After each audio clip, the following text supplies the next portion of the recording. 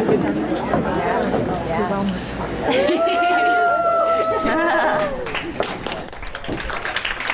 you. Hi, everyone. My name is Leslie Salmon Jones, and I'm so honored to be here today to talk about two of my most favorite topics, self-care and social activism. I am a holistic personal trainer, dancer, wellness coach, and I'm also the founder of Afro-Flow Yoga, which is a combination of yoga, dance, and live music. To get started, I'd like to invite you to either stand or stay seated.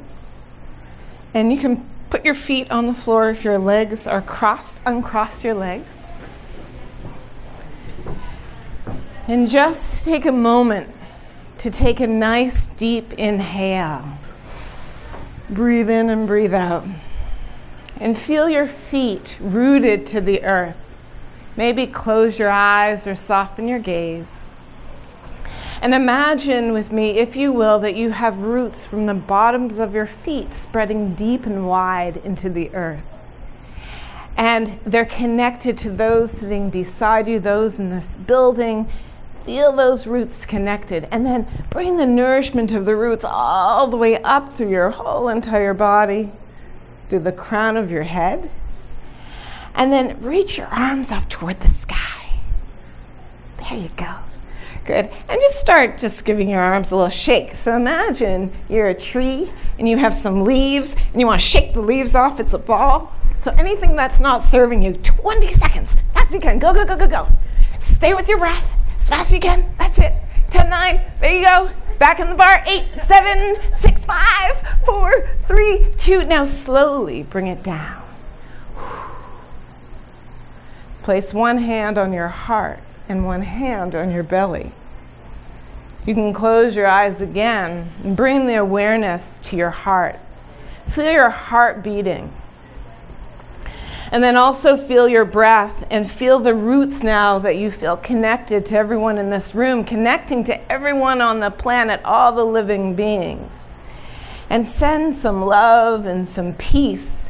And know that imagine we're all trees in a forest and we're holding each other up, helping each other balance. Now you can open your eyes. And I want to say congratulations. Because just in a few minutes, you raised your heart rate, you connected with your breath, you connected with nature, you also restored your nervous system, and then you set a vision for world peace. That's pretty amazing in two minutes, right? So my journey began with my parents. My father, John Douglas Salmon, was born and raised in Toronto, Canada, and his parents were Jamaican. And they died when he was 5, so he was orphaned. And my dad, since the age of 3, always says, I want to be a doctor. And he just had this dream, and he'd say it daily, daily, daily. But the problem was, there was segregation. Back then, there were only 500 blacks in Toronto. And there was segregation and discrimination. And really, there were no black medical students. So his dreams of going to college were really slim to none. But my dad had a real sense of self-care. So he was an athlete. He always took care of himself. And he built his self-esteem and built his confidence. And then he kept his vision and his dream, and he became one of University of Toronto's first black medical students. And then later on, he became Canada's first black chief of surgery. All right, Dad. Thank you. And he pioneered in gastric bypass surgery for the morbidly obese, because a lot of doctors wouldn't touch the morbidly obese. And he really understood what it was like to be discriminated against. So I worked in his office as a teenager every summer, and that planted the seeds for me to know how important it is, our health and our well-being. Now, my mom, Bev Salmon, she was also born in Toronto. Her father was Jamaican, mother Scottish-Irish, Canadian. And she grew up also with a lot of discrimination as a biracial child. And when they met and married and had us 4 kids, my mother left her nursing career to raise us 4 kids, and she realized we were in a predominantly white neighborhood. That was not easy. So she went out and became a community activist, civil rights activist. She was on a human rights commissioner, status of women. And then she became a grassroots politician, and she became Toronto's first black female Metro councillor. All right, Mom. So I had the opportunity to work with her in her office, and that planted the seeds to be an agent of change. So here I was. I had a great, strong foundation. You'd think I'd be all right. Well, when I was growing up, my self-esteem was so low because I was in a predominantly white neighborhood. I didn't like the color of my skin. And also, when in school, we had no Black history. I was like, where did we come from? I had no idea. So now I'm going to date myself a little bit. And it wasn't till the movie Roots. Has anyone seen the movie Roots? I know you're all too young. Okay, a couple of people. The original, right. So Roots is a story about slavery. And I was like, oh, that's how we got here. Oh, I understand now. And I internalized a lot of the pain because I really didn't have too many people to talk about it to. And then I started beating myself up, and then I really didn't have any healthy practices for self-care. In fact, I was on a road to self-destruction. And then I shrunk myself down because I was apologizing for who I was. So then I shrunk myself down so low, I found myself in a crisis. It was like being in the dark. And thank goodness for my family, the support of my family, I was able to rebuild myself. And I found my way back to my heart. And dance was something that I always did as a young girl. And I remember Alvin Ailey Company in New York. So I went to Alvin Ailey and I trained as a dancer. And here's where I learned the healing modalities. I learned yoga, meditation, dancing, African dance, drumming, and really connected to my root and started using self-care to help build myself up.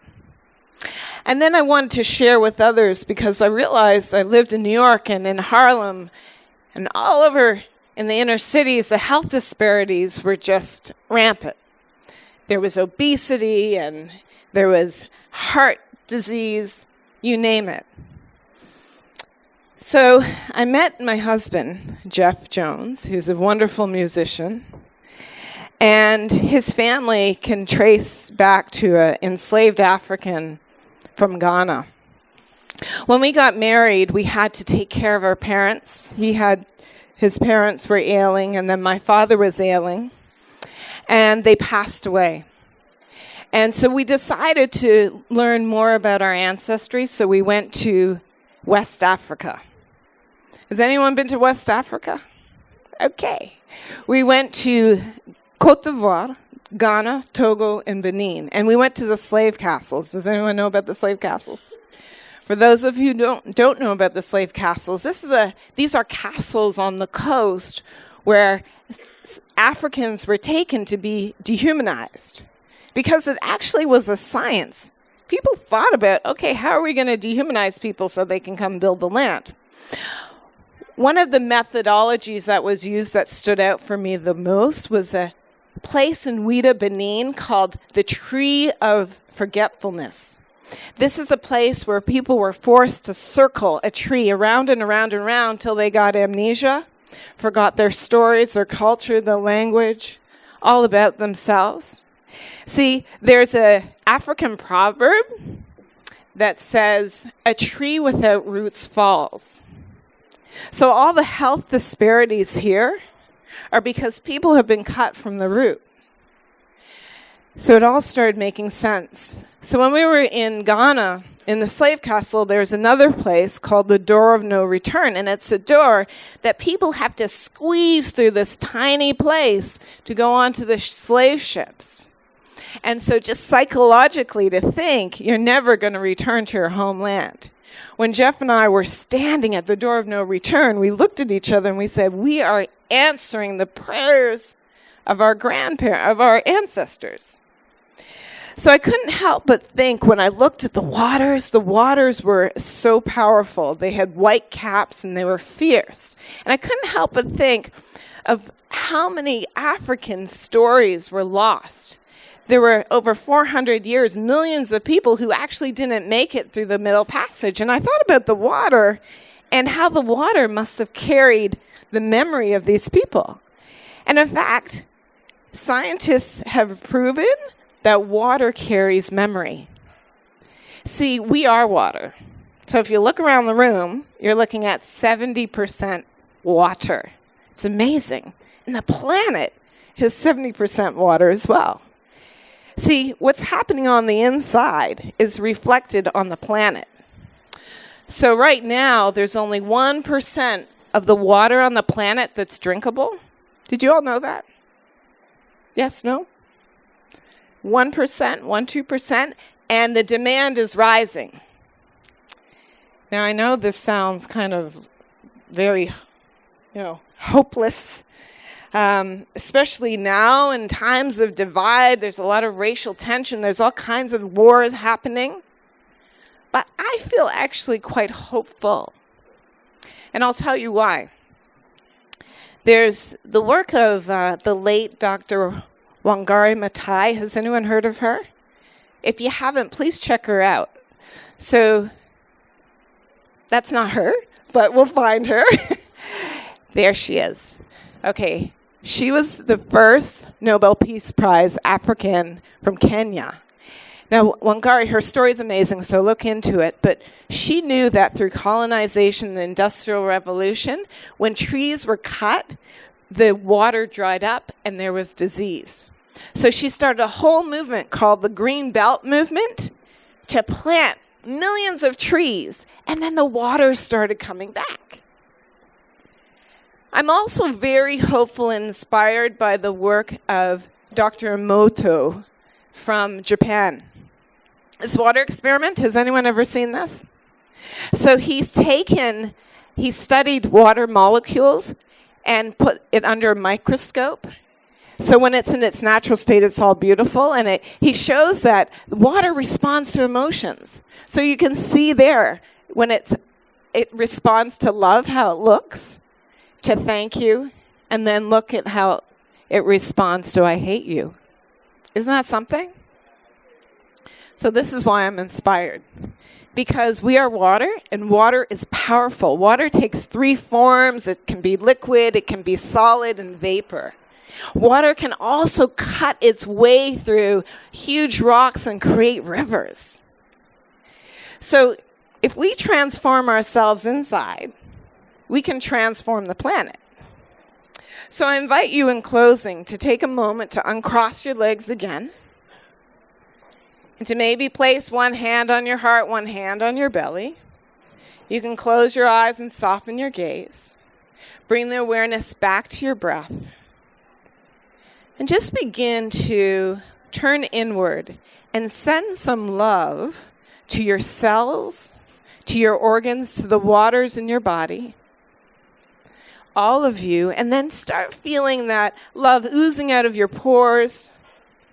Send that love to the person sitting next to you, into this room, into this campus, and into community, into the world, and into the planet. Thank you.